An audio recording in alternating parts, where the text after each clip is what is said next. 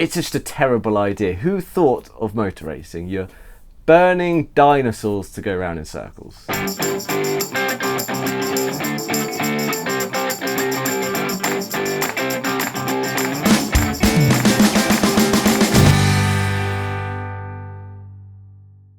I think I met this guy called David Allen, he was an old boy with the SCCA. Actually came to Tesla to give gave a talk about trying to get people to join the SCCA. And afterwards, I came up to him and I was like, I haven't got a race license or anything. Like, if you look at my resume of how much racing I've done, it's pathetic. But I've done quite a lot in a different way, and I want to go and win the run-offs next year. Does that sound like a crazy thing? He's like, I love you, brilliant idea. Let's go and do that. So we actually met Robin through a friend, and he was like, hey, my friend's going racing, and maybe looking at some people to help out. So I was like, yeah, sure. So I rode my motorcycle out, met up with him one day, and we got to talking. We had a lot in common. Shared some laughs, and I remember I was like, so, like, are we gonna, like, we're gonna go out to, like, win, right? That's like, point of it. And he's like, well, that's not the point, but yes, we would like to be winning. Because I didn't want to be part of, like, the backpack team. That's boring. No one likes that. So, but yeah, I was like, you can drive, right? So, I remember that was a good real moment that we had where it's like, all right, yeah, we can, like, do this. As long as you think you can win, then I'll back you up. And since then, he's like, yeah, so we got this car, we went on a test day, which I think was, like, basically the first time you drove it. That was the first time I ever, like, touched a race car. And I don't know, it's been pretty cool to, like,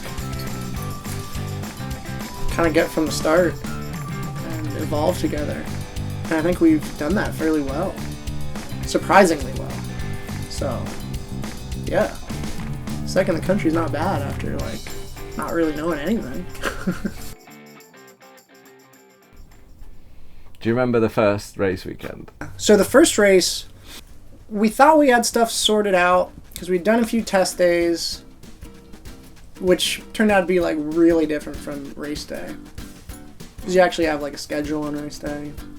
I guess going into it, we thought that, okay, there's a practice and 2 qualifying and 2 race over, like, 2 whole days. That's not that much. And just, I think we were a bit overwhelmed on the timing. We would start getting ready, like, an hour and a half before the race. And it was like, turns out we need a lot more time than that. Well, the first one, it wasn't even light when the race started. Oh. And we were on 3-year-old slick tyres.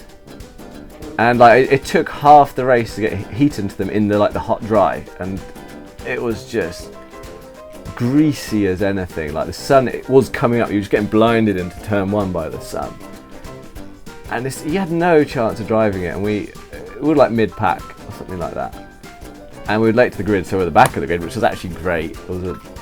We ended up missing the grid for the first race, so we were sent to the back of the pack, which was super stressful. Our first race, we had, like, spent time in testing and everything, and we thought we really had it together. And Robin qualified at the front, and we're like, awesome, this is a great way to start. And then the feeling from being in the start, for being on pole to back of the whole pack, not just back of our class, but back of the whole pack, was, like, so demoralizing.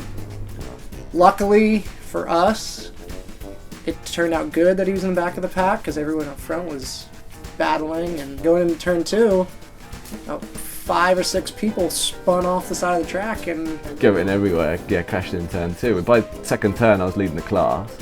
Most of those people ended up being our competitors. So Robin comes around turn 3, and all of a sudden he's in the lead. And then just holding on tight, just being like, ah! I think it was so slippery. It rained full on later on. We put wet tyres on, and I lapped quicker. The car was that bad in that first session. We didn't know. Yeah, we had no idea. We thought, well, these tyres will have good tread on them. They'll be alright. I can't afford new ones right now. I just bought this really expensive race car. I'll keep them on for a bit longer. They got a little while longer to go, and you're just struggling and spinning at 120 mile an hour and all that good stuff. You spent a lot more in the beginning. I did. Just about every session, every qualifying or practice session. Every time I tried hard, it was spinning, and then we put new tyres on. And Luckily, never during the race. yeah, well, you got to bring it home, you know. So it went from like the highest high to the lowest low, back to the highest high in like 3 minutes.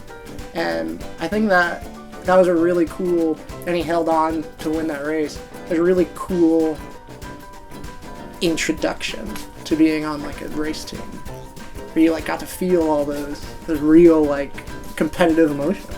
It was very cool. It was a cool feeling. And we just kept winning, which was nice. Yeah, and then come the rainy afternoon, we put those tyres and we're like, this is real good. We just put these wet tyres on and thought it'd be going even slower, but now we're quicker. And we like overtook everyone, didn't we? We were quicker than former Atlantics and things like that. It was nuts. There's that ridiculous picture of you in the Enterprise. And Yeah, my car's like this big, and then there's just these big full-on race cars. And this bloke in a little pink umbrella with like his mates around him and be like, all right, yeah, gonna think this will go all right. That was fun. It was fun. Yeah. Was it the second race we did? I had to run the Friday by myself because you were at work. Right. And so I wrote this really long list of everything I had to do on the car. But I did everything that the list said. I just forgot to put a few things down on paper, so a list go wrong. And one of them was to like connect my front sway bar. And the thing was so oversteery, but this is the first time I put new tyres on the car. I'm like, oh, this is brilliant, this is great, I can drive this so much better than before. And I was just drifting around the whole circuit, and I did spin a little bit there, but it was alright. And then come afterwards, I was, like took apart the car and scratched my head, and like, that's why it was a bit tricky to drive. But I wound everyone else up because I was like 2.5 seconds quicker than the rest of them. It was pretty funny. The way we've gone about it isn't exactly like, oh, you show up in your motorhome and watch TV at night, and everyone else like the race car is just ready for you in the morning. One specific one was we went to the race weekend and like our wing wasn't exactly held on in the back to the transmission. Our rear wing was sort of moving a bit under stress, and we did what we could because it was stripped out, and then we tried to bore it out, and we just kept making it worse and worse. That night I was working the car, and Robin had to get bed because I think it was one of those races that were like 7 a.m. in the morning, because they kept putting us really early in the morning on Sundays, which was like whatever. And it was like horrendous windstorm. Like it was polar opposite of the night before.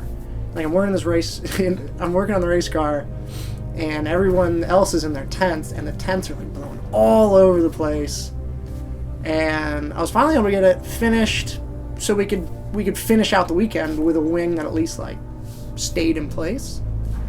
That was just, I thought that was pretty cool and pretty in the spirit. And I was able to like sit back and have a beer and like be like, this is kind of ridiculous, but also like really awesome. Because like everyone else in the whole track was asleep, and like I said, in their race trailers and everything, and RVs. And then like all our crew was in tents that are half folded over in 40-mile-an-hour winds. That was pretty cool. It just is, I think it's a little more adventurous that way.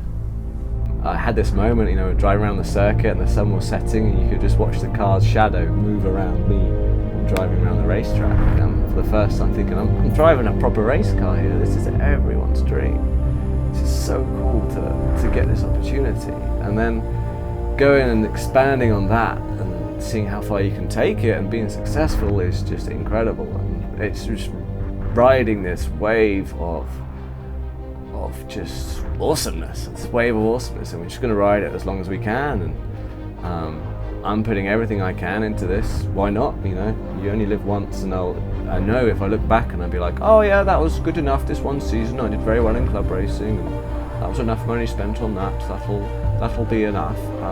If I look back and think of it like that, I just hate myself. You've got to go and do this until I know that's as far as I can take it. And right now, I think I can go a lot further than where we are now.